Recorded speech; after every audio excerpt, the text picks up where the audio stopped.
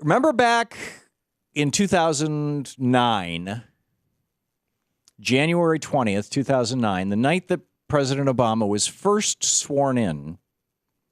I was there the day he was sworn in. In fact, I was probably one of 3 or 4 members of the press who was physically closest to him. Ellen Ratner has some strings she can pull in this town, and we were broadcasting our show live from the inauguration. And I was 60 feet from the president as he was sworn in, if that, and well, maybe 60 yards. No, it's more like 60 feet. And I kept watching George W. Bush sitting behind him making faces. I figured that was going to be all over the international news. I was so surprised that nobody picked up the grimaces and the faces and the silly flipper applause stuff that George W. Bush was doing, when Obama would make a line that basically was a critique of the Bush administration. But anyhow, that was the day that President Obama was sworn in as President of the United States. For the first time. Our first black president. Our first president, well, I was going to say our first president who'd campaigned on a really progressive platform since Harry Truman, but really Bill Clinton campaigned on a progressive platform. He didn't govern on one, but his New Covenant speech was very, very progressive. Someday I'm going to have to read that on the air, or just play a clip of it. But as Obama was, and then that night after Ellen, God bless her, got me in with the International Press Corps, and I'm sitting right there with BBC and AFP and Al Jazeera and everybody else. They're very closest to the president. From back then, our show was noon to 3 Eastern time, and he was sworn in right around noon or 1 o'clock, as I recall. So we're sitting there, looking at this ocean of people. And the swearing in. She also got me tickets to the inaugural ball. In fact, I was her, I don't want to say date, but Ellen and I went to the inaugural ball together. Cholene was Ellen's wife was someplace. I don't know if she was still a pilot for United or if she was in medical school at that point. And my wife Louise was back in Portland. She really had no interest in all this stuff, and well, she had an interest. But didn't want to go to the ball. So I'm there with Ellen at Union Station. There were 7 balls, as I recall, that night, and the president, the vice president, just went to each one. And Barack and Michelle come out and dance, and we're all dancing, and Joe Biden and his wife come out, and Joe, of course, couldn't resist giving a little speech, and then he dances, and it was sweet. And little did we know that just actually in the building behind the building that Louise and I a few months later would move into, actually, yeah, maybe a year later, would move into at the corner of 8th Street and actually at the corner of 9th Street and D Northwest here in Washington, D.C., in a restaurant called the Caucus Room. There was a group of Republican members of Congress who had reserved a private room, and along with Frank Luntz and Newt Gingrich, the following members of Congress sat down and decided what they were going to do over the next 4 years to destroy the first black president of the United States.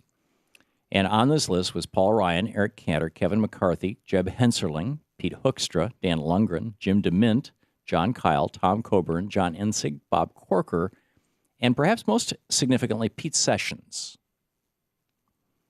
And the reason I say most significantly was because afterwards, Pete Sessions was one of the few guys who talked about it. Newt came on this program.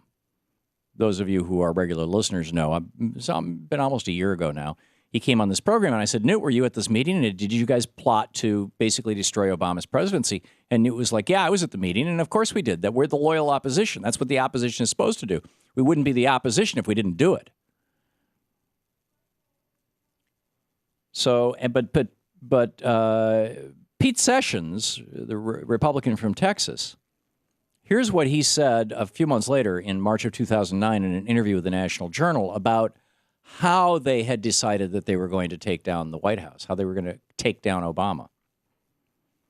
And I quote, Taliban insurgency. We understand perhaps a little more because of the Taliban. Insurgency is the way they went about systematically understanding how to disrupt and change a person's entire processes. And these Taliban are an example of how you go about to change a person from their messaging to their operations, to their frontline message. And we need to understand that insurgency may be required when dealing with the other side.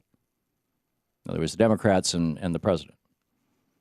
If the Democrats do not give us these options or opportunities, then we will become the insurgency. I think insurgency is a mindset and an attitude that we're going to have to search for and find ways to get our message out and to be prepared to see things for what they are rather than trying to do something about them.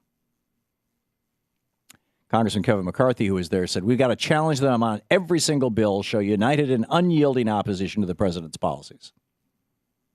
Keep in mind, at that moment, that night, that month, 700,000 jobs were lost. These guys all voted for the Bush-Cheney stimulus in 2008. They all voted for the bailing out Bear Stearns. They all voted for the bailing out AIG. They all voted for the September TARP. They all voted for the October TARP. That was all under Bush. So you can imagine how surprised I was when last night on C-SPAN, I turn it on. You can pull audio out of my computer, right, Shane? I turn it on, and sure enough, here's Pete Sessions standing in the well of the House talking to the House of Representatives. Failures or weaknesses in a system that we need to work on together. 4 Americans' lives were not only at stake, Benghazi. but the reputation of the United States of America was on the line. Terrible things happened. Worse things could have happened also. This is him pitching the Select Committee the United States Congress on Benghazi to have oversight, to work on these issues is, I believe, an important national security object.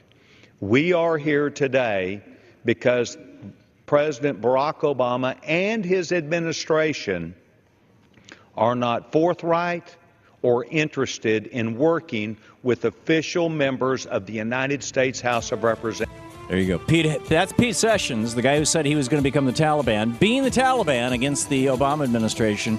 And meanwhile, I get in my email today from Epic Media, one of the PR firms here in town for the right-wingers, talk show host Bob McNeil available on the topic, will Benghazi hearings lead to impeachment of Barack Obama? They've already started it. They're doing it on Right Wing Talk Radio as we speak.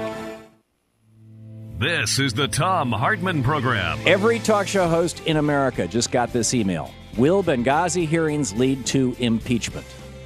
Incredible. It's the Clinton playbook all over again.